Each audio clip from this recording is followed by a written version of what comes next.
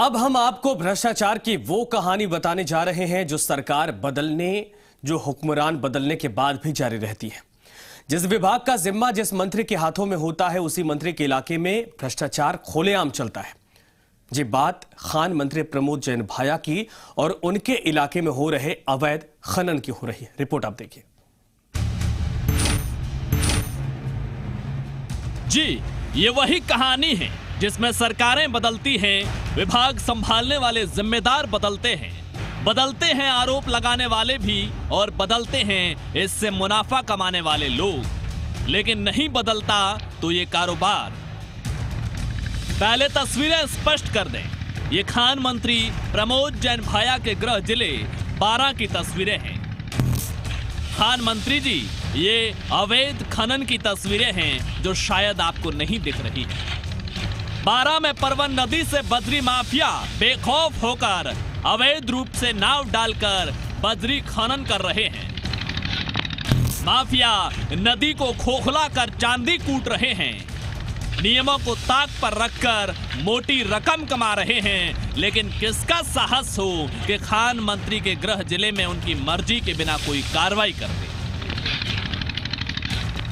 मैं ये कहूँगा कि राजस्थान का जो खनन विभाग है वो 12 जिले सरकार में प्रतिनिधित्व करता है, और 12 जिले में ये स्थिति है कि परवन और पार्वती नदी को खोखला किया जा रहा है, नावों से नदी में रेत निकाली जा रही है। तो मंत्री द्वारा भ्रष्टाचार का आरोप लगा, खनन विभाग में जो भ्रष्टाचार हो रहा है उसका आरोप लगा, तो ये इनकी वर्तमान सरकार पे बहुत बड़ी प्रश्न चिन्ह लगता है कि जो 12 जिले का खनन विभाग है कहीं ना कहीं ये दोषी है, और ये कहीं ना कहीं मिला हुआ है, ये खुद खनन कराने में लगे हैं भूमाफियाओं के माध्यम से।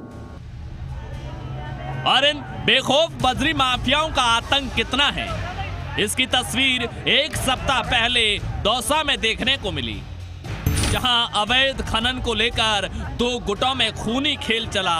2 लोगों की मौत हुई और कई घायल हुए, लेकिन सरकार और प्रशासन की ओर से कोई सख्ती नहीं दिखाई गई। भला जब दौसा में सख्ती नहीं दिखाई तो किस अधिकारी की हिम्मत जो खनन मंत्री प्रमोद जैन भाया के गढ़ में हो रहे किसी भी अवैध खनन पर उनकी मर्जी के बिना एक्शन ले। और मंत्री जी, आपकी मर्जी के बिना तो अवैध कारोबार भी संभव नहीं है।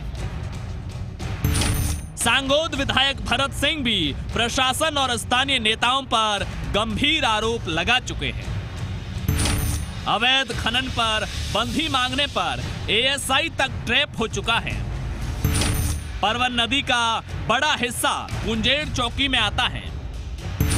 7 दिसंबर को कुंजेड़ चौकी के तत्कालीन एएसआई ट्रैप हुए थे।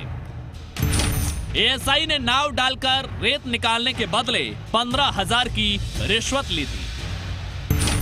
यहां अवैध खनन के लिए गंगा बैसिन क्षेत्र से विशेष मजदूर बुलाए गए हैं। ये मजदूर परंपरागत तरीके से नाव से रेत निकालने में माहिर है। नदी से रेत नावों से निकालकर किनारे पर खाली कर दी जाती है। सुप्रीम कोर्ट भी अवैध खनन पर रोक लगा चुका है, लेकिन जब सियासी हुक्मरान खामोश हो, प्रशासन की मिलीभगत हो, तो किसी कोर्ट के आदेश जमीन पर उतरने संभव नहीं होते। कोर्ट जब भी सख्त होता है, दिखावे के लिए कुछ दिन कार्रवाई होती है और फिर वही खेल शुरू होता है। ऐसे में नदियों की छाती ऐसे ही छलनी होती रहती है।